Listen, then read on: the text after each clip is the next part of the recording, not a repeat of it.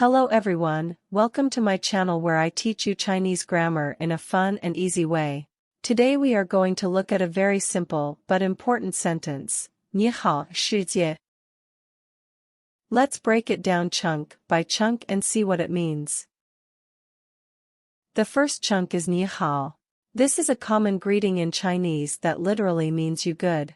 It is composed of two characters, ni, which means you, and hao, which means good. Together, they form a polite and friendly way to say hello to someone. The second chunk is shìjiè. This means world in Chinese. It is composed of two characters, shi, which means generation or age, and jiè, which means boundary or realm. Together, they form a word that refers to the whole planet and all the people living on it.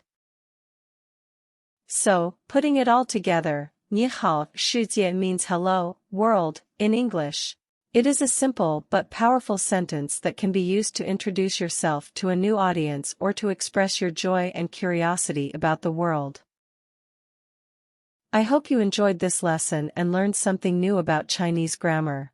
If you did, please give this video a thumbs up, share it with your friends, and subscribe to my channel for more fun and easy Chinese grammar lessons.